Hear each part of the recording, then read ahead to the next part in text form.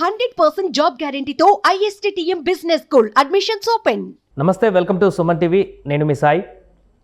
ఆంధ్రప్రదేశ్లో ప్రస్తుతం ప్రతిపక్ష హోదా కావాలంటూ జగన్ రాసినటువంటి లేఖతో ప్రతిపక్ష హోదాకు సంబంధించినటువంటి చర్చ కొనసాగుతుంది. అసలు ప్రతిపక్ష హోదా అంటే ఏంటి, దానివల్ల వచ్చేటువంటి లాభాలేంటి, అసలు అది ఎందుకు ఉపయోగపడుతుందో తెలుసుకునేటువంటి ప్రయత్నం చేద్దాం. మనతో పాటు Suman TV news chief editor Keshav గారు ఉన్నారు. సార్ నమస్తే. నమస్తే. ప్రతిపక్ష హోదా జగన్ గారు రాసినటువంటి లేఖతోటి ఇప్పుడు ఒక చర్చనీయాంశంగా మారింది. అంటే ప్రతిపక్ష హోదా కనుక ఇస్తే దానికి ఉన్న ప్రత్యేకమైనటువంటి కేటగిరీ ఏమైనా ఉందా, లేకుంటే దానికి ఇంకేమైనా పవర్స్ ఏమైనా ఉంటాయా? కొన్ని ప్రివిలేజెస్ ఖచ్చితంగా వస్తాయి. రాష్ట్రంగా ఉండడం వేరు, కేంద్రపాలిత ప్రాంతంగా ఉండడం వేరు. జమ్మూ కాశ్మీర్ని 2 కేంద్రపాలిత ప్రాంతాలుగా విభజించగానే మాకు రాష్ట్రం చేయండి అని గొడవ ఎందుకు చేస్తున్నారు అంటే రాష్ట్రానికి ఒక ప్రివిలేజ్ ఉంది. అలానే ఆల్రెడీ ఢిల్లీ ఒక స్టేట్గా ఉన్నప్పటికీ కూడా, అంటే స్పెషల్ అసెంబ్లీ ఉన్నా కానీ స్టేట్కి ఉండేటువంటి ఫుల్ ఫ్లెజ్డ్ పవర్స్ ఇవ్వండి అని డిమాండ్ చేస్తుంది. ఎందుకు అంటే నార్మల్ స్టేట్స్ అంటే ఇండిపెండెంట్గా ఉండేటువంటి స్టేట్స్కి ఉండేటువంటి స్వేచ్ఛ వేరు. అలానే ఇప్పుడు మనం ప్రత్యేక హోదా అడుగుతున్నాం కదా, అన్ని రాష్ట్రాలతో కలిపి ఉంటే ఇంకా ప్రత్యేక హోదా ఏంటి? ప్రత్యేక హోదా ఇస్తే కొన్ని రాయితీలు వస్తాయి, పరిశ్రమలు వస్తాయి, ట్యాక్స్లో మినహాయింపులు వస్తాయి. సో ప్రభుత్వం కేంద్రం ఇచ్చేటువంటి ప్రధానంగా కొన్ని పథకాల్లో 90% గ్రాంట్లు వస్తాయి. గ్రాంట్ అంటే మనం రీపేమెంట్ ఉండదు, లోన్ రూపంలో ఇస్తే రీపేమెంట్ చేయాలి. సో ఇట్లాంటి ఫెసిలిటీస్ చాలా ఉంటాయి. అలానే ఈ ప్రతిపక్ష హోదా అనే దానికి కూడా కొన్ని ఫెసిలిటీస్ ఉంటాయి. అంటే అది డబ్బు రూపంలో ఉంటాయని కాదు ఫెసిలిటీస్. ఆ ఫెసిలిటీస్ ఏంటంటే అసలు ఫస్ట్ పాయింటే అది క్యాబినెట్ మినిస్టర్ ర్యాంక్. అంటే అధికారంలో ఉన్నటువంటి క్యాబినెట్ మినిస్టర్స్కి ఎటువంటి పవర్స్ ఉంటాయో అలాంటి పవర్స్, అంటే ఆల్మోస్ట్ అది శాఖల పరంగా ఉండేటువంటిది. అలాంటి గౌరవం, ముఖ్యంగా ఆ ప్రోటోకాల్ అనేది లీడర్ ఆఫ్ అపోజిషన్ ఎవరైతే ఉంటారో వాళ్ళు అఫీషియల్ లీడర్ ఆఫ్ అపోజిషన్ ఎవరుంటే వాళ్ళకి ఆ అవకాశం దక్కుతుంది. రెండోది ఏంటంటే అసలు అసెంబ్లీలో సీఎం మాట్లాడేటప్పుడు కూడా ఇంటరప్ట్ అయ్యి చెప్పాలనుకున్నప్పుడు లీడర్ ఆఫ్ అపోజిషన్ అనేటువంటి హోదా ఉన్న వ్యక్తి మాత్రమే లేచి నుంచి ఉంటే మైక్ ఇవ్వాల్సిన పరిస్థితి స్పీకర్ మీద ఉంటుంది. మిగతా వాళ్ళ ఈవెన్ మినిస్టర్స్ మాట్లాడేటప్పుడైనా కానీ leader of opposition want to cross it అనుకుంటే ఇమీడియట్గా ఆయన లేచి తన అబ్జెక్షన్ చెప్పడానికి అవకాశం ఉంది. అదే సామాన్యమైనటువంటి మిగతా ఎమ్మెల్యేలకి అయితే ఆ అవకాశం ఉండదు. మినిస్టర్స్ కన్క్లూడ్ చేసిన తర్వాత స్పీకర్ విచక్షణ మీద అవసరం ఉంటే మాట్లాడడానికి ఒక అవకాశం ఇస్తారు. లేదంటే అసలు కంప్లీట్గా అవాయిడ్ చేసినా కానీ ఆశ్చర్యపోవాల్సినటువంటి అవసరం లేదు. సో అట్లా కొన్ని ప్రివిలేజెస్ ఉన్నాయి. వాటితో పాటు స్టాట్యుటరీగా కొన్ని కమిటీస్లో లీడర్ ఆఫ్ అపోజిషన్ పాత్ర చాలా కీలకమైంది. ఎవరు ఆ పొజిషన్ అంటే అధికారికంగా ఎవరినైతే లీడర్ ఆఫ్ అపోజిషన్గా గుర్తిస్తారో ఆటోమేటికలీ ఆ మెంబర్స్గా మారుతారు. ఇప్పుడు మనం కొన్ని మున్సిపల్ కార్పొరేషన్స్లో ex officio members, local MLA plus local MP ఎవరుంటే వాళ్ళు ఎక్స్ అఫిషియో మెంబర్స్. ఆటోమేటిక్గా అక్కడ పేరు ఉండదు, పలానా సాయి అనో పలానా కేశవ్ అనో పేరు ఉండదు. లీడర్ ఆఫ్ అపోజిషన్ అనే పేరు, లేదా ఎమ్మెల్యే అనేటువంటి ఎంపీ ఎమ్మెల్యే అని ఉంటే ఆ ఎంపీ ఎమ్మెల్యేగా ఎవరు ఎలక్ట్ అయితే ఆటోమేటిక్గా వాళ్ళని దానిలో నామినేట్ చేస్తున్నట్టుగా ఒక గెజిట్ ఇచ్చుకోవాల్సినటువంటి, అధికారికంగా ఆదేశాలు ఇవ్వాల్సినటువంటి పరిస్థితి. సో అట్లాంటి ప్రివిలేజెస్ చాలా ఉంటాయి. ప్రధానంగా ఆర్థిక బిల్లులపైన జరిగేటువంటి చర్చల విషయంలో కూడా లీడర్ ఆఫ్ అపోజిషన్ పాత్ర చాలా కీలకమైంది. ఇంకా పార్లమెంట్లో ఇది చాలా విస్తృతమైంది. సుప్రీంకోర్టు చీఫ్ జస్టిస్ని డిసైడ్ చేసేటువంటి కమిటీలో కూడా లీడర్ ఆఫ్ ద హౌస్ అంటే prime minister plus leader of opposition mandatory. అలానే కొన్ని ఉన్నాయి లోక్పాల్కి సంబంధించినటువంటి నిర్ణయం, NHRC నేషనల్ హ్యూమన్ రైట్స్ కమిషన్కి సంబంధించినటువంటి చైర్మన్ అపాయింట్ చేసేటువంటి విషయంలో. సో ఇటువంటి కొన్ని కీ పొజిషన్స్లో కంపల్సరీగా ప్రతిపక్ష నేత అధికారికంగా ఎవరైతే గుర్తింపు పొందుతారో వాళ్ళని ప్రతిపక్ష నేత అంటారు. వాళ్ళు ఆటోమేటిక్గా మెంబర్ అవుతారు. సో వాళ్ళ ప్రాధాన్యం లేకుండా, వాళ్ళని ఇన్వాల్వ్ చేయకుండా ఆ అపాయింట్మెంట్స్ జరపడం కూడా చాలా కష్టమైంది. అందుకనే 2014 ఎలక్షన్స్ తర్వాత కాంగ్రెస్ పార్టీకి లీడర్ ఆఫ్ అపోజిషన్ హోదా రాకపోతే సుప్రీంకోర్టుకు కూడా వెళ్ళింది కాంగ్రెస్ పార్టీ. ఎందుకంటే దీనివల్ల కొన్ని నియామకాల్లో కూడా ఇబ్బంది అవుతుంది, అఫీషియల్గా గుర్తించాల్సిన అవసరం ఉంది అని చెప్పనంటే అప్పుడు చాలా సుప్రీంకోర్టు దాన్ని ఎగ్జామిన్ చేసింది. అప్పుడు సుప్రీంకోర్టు ఇచ్చినటువంటి డైరెక్షన్స్ ప్రకారం కూడా అది డిస్క్రిషనరీ ఆఫ్ ద స్పీకర్ అని చెప్పింది. Plus first speaker of Indian parliament G V Mavalankar ఇచ్చినటువంటి రూలింగ్ను బట్టి ఇప్పుడు 121 అనేటువంటి రూల్ బుక్లో ఉన్నటువంటి పొజిషన్స్లో చాలా క్లియర్గా ఏంటంటే 10% సీట్స్ ఎవరైతే వస్తాయో వాళ్ళే అఫీషియల్గా లీడర్ ఆఫ్ అపోజిషన్ కింద డిసైడ్ చేసే అవకాశం ఉంటుంది. ఒకవేళ 3-4 పార్టీలకి 10% కంటే అబోవ్ సీట్స్ వచ్చినాయి అనుకోండి, సో అందులో ఏ పార్టీకి మెజారిటీ, ఏ పార్టీకి ఎక్కువ నెంబర్ ఆఫ్ సీట్స్ ఉంటే వాళ్ళని గుర్తించేటువంటి వెసులుబాటు. అది ఆయన ఇచ్చిన రూలింగ్ గత అంటే 75 సంవత్సరాలుగా ఇది ఈ పార్లమెంట్లో ఫాలో అవుతున్నటువంటి పరిస్థితి. అంటే 52లో ఆయన ఇచ్చినటువంటి రూలింగ్ దగ్గర దగ్గర 70 ఏళ్ళ నుంచి మనం అది ఫాలో అవుతున్నటువంటి రూల్. సో అందుకని అది మ్యాండేటరీ చేశారు. అన్ని పార్లమెంట్లో అన్ని అసెంబ్లీలో కూడా అదే ఉంది. ఆ పొజిషన్ వస్తే వచ్చేటువంటి privileges at the same time కొన్ని ఇప్పుడు నార్మల్గా ఒక ఎమ్మెల్యేని ఏదైనా ఒక అవినీతి కేసులో కానీ ఏదైనా ఒక ఆరోపణలో కానీ అదుపులోకి తీసుకున్నంత సులువుగా ప్రధాన ప్రతిపక్ష నేతని అదుపులోకి తీసుకోవడానికి అవకాశం ఉండదు.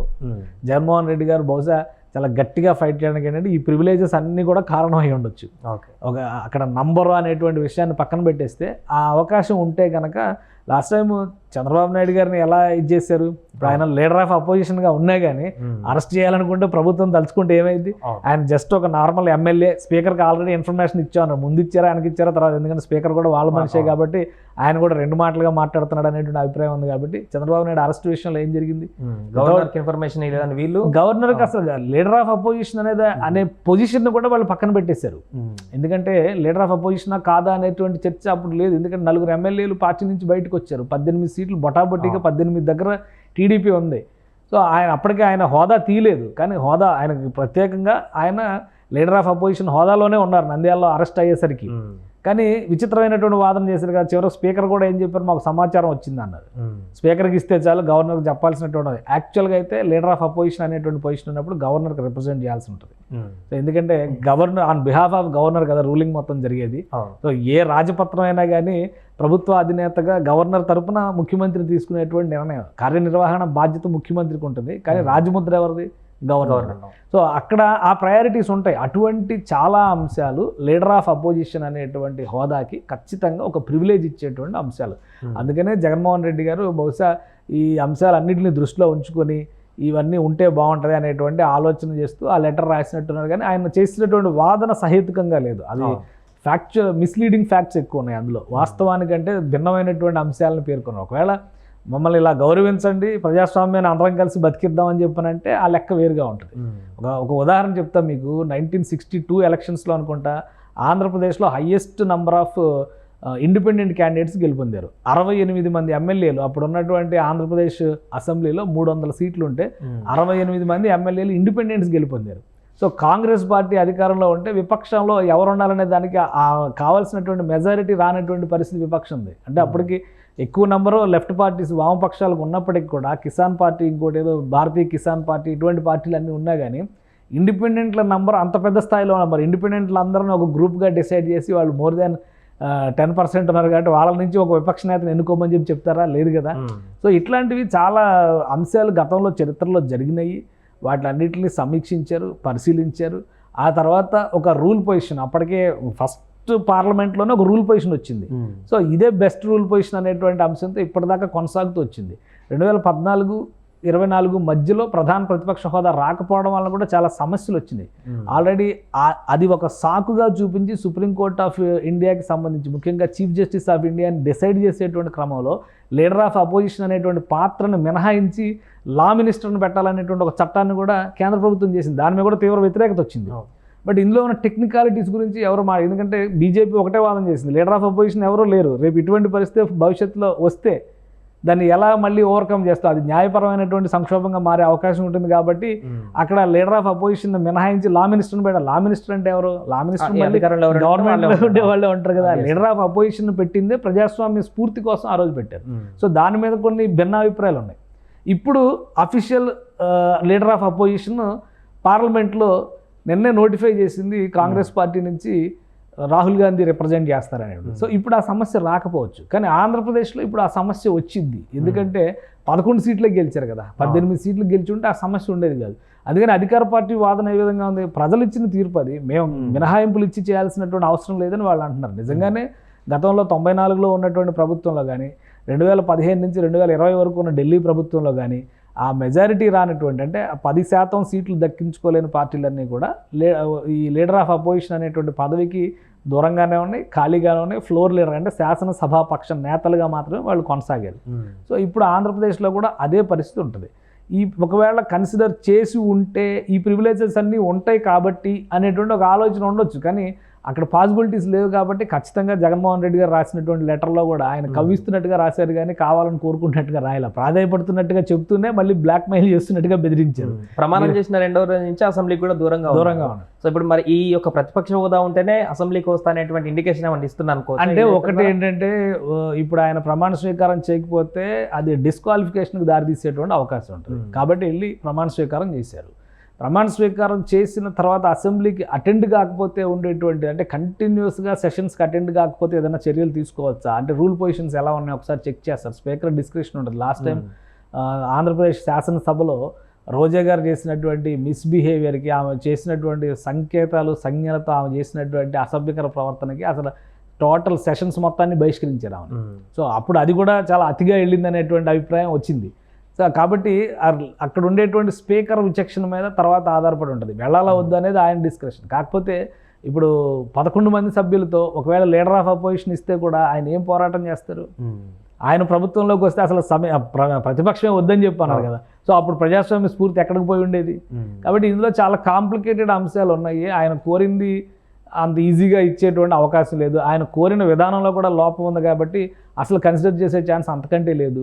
బట్ ఏంటంటే లీడర్ ఆఫ్ అపోజిషన్ ద్వారా ఏవైతే కొన్ని ప్రొటెక్షన్స్ వస్తాయో వాటిపైన మాత్రం జగన్మోహన్ రెడ్డి గారు గట్టిగా ఫోకస్ చేసినట్టుగా కనిపిస్తుంది. మేబీ అదేమన్నా ఒకవేళ లీగల్ బ్యాటిల్గా టర్న్అవుట్ అయిద్దా? ఎందుకంటే అది కన్సిడర్ చేయకపోతే ఆయన కోర్టుకు వెళ్ళేటువంటి అవకాశం ఏమైనా ఉంటుందా చూడాలి. అది కూడా. అండ్ ఇంకొకటి, ప్రతిపక్ష హోదా అనేది ఉంటే సాధారణ ఎమ్మెల్యేకి వచ్చేటువంటి జీతభత్యాలు అందుతాయా లేకపోతే ప్రత్యేకమైనటువంటి జీతభత్యాలు ఫెసిలిటీస్ ఏమన్నా? ప్రతిపక్ష హోదా అనేది అసెంబ్లీ సమావేశాలు జరిగేటువంటి సందర్భంలో కలిగేటువంటి ప్రివిలేజ్. మిగతా అన్ని అంశాల్లో కూడా సాధారణమైనటువంటి ఎమ్మెల్యేలకు ఎలా ఉంటాయో అలానే ఉంటాయి. కాకపోతే ప్రతిపక్ష హోదా వచ్చినప్పుడు ప్రభుత్వం ఆయనకి క్యాబినెట్ మినిస్టర్కి ఎటువంటి ప్రివిలేజెస్ ఇస్తుందో అదనంగా అవన్నీ కూడా ఇవ్వాల్సి ఉంటుంది. ఆయనకంటూ ఒక పర్సనల్ సెక్రటరీని ఇవ్వడం కానీ, ఆయన కోరినటువంటి ఆయన సెక్యూరిటీ కానీ, ఆయనకి ఆఫీస్ విషయంలో కానీ చాలా కొన్ని ప్రివిలేజెస్ వస్తాయి. ఇవన్నీ కూడా సో ఇవి ఇంపార్టెంట్. వాటితో పాటు కొన్ని ఏంటంటే కమిటీలు, స్టాట్యుటరీ కమిటీస్ ఉంటాయి. ఇప్పుడు ఆ కమిటీల్లో ప్రతిపక్ష నేతగా ఆయన రిప్రజెంటేషన్ని అనివార్యంగా గవర్నమెంట్ కూడా పక్కన పెట్టలేని పరిస్థితి ఉంటుందన్నమాట. సో ఇటువంటివి కొంత అడ్వాంటేజెస్ ఉంటాయి. అలాగే కొన్ని యాడ్వర్స్ స్టెప్స్, ఒక ప్రతిపక్ష నేతని నిలదీసేటువంటి క్రమంలో కానీ ఏదైనా ఆరోపణలు జరిగినప్పుడు అంత ఈజీగా అరెస్ట్ చేయడం అనేది సాధ్యం కాదు. ఇప్పుడు 3 సార్లు సీఎంగా చేసిన చంద్రబాబు నాయుడుని తెల్లవారుజాముకల్లా లేపుకెళ్ళిపోయి అరెస్ట్ చేసి నానా హడావుడి చేశారు. సో ఒకవేళ చేయాలనుకుంటే అంతే దుర్మార్గంగా చేయాలనుకుంటే, ఎందుకంటే అది దుర్మార్గంగా చేసినటువంటి అరెస్ట్గానే మనం చూడాల్సి ఉంటుంది. అది ఎక్కడ విధి విధానాలు ఏవి కూడా ఫాలో అయినటువంటి పద్ధతి అందులో కనిపించదు. సో అలా చేయాలని బరితెగించి చేస్తే ఎవడో ఆపలేడు. కానీ ప్రజాస్వామ్యానికి ఒక స్ఫూర్తి ఉంది. ప్రజాస్వామ్యం ఉండాల్సి దాన్ని పరిడవిల్లే విధంగా చేయాల్సినటువంటి బాధ్యత పాలక పక్షం మీద ఎంత ఉంటుందో ప్రతిపక్షం మీద కూడా అంతే ఉంటుంది. సో ఆ రీతిలో చూసినప్పుడు ఏంటంటే జగన్మోహన్ రెడ్డి గారు అడిగినటువంటి కోరికను కొంతవరకు మన్నించొచ్చేమో అని అనుకోవచ్చు.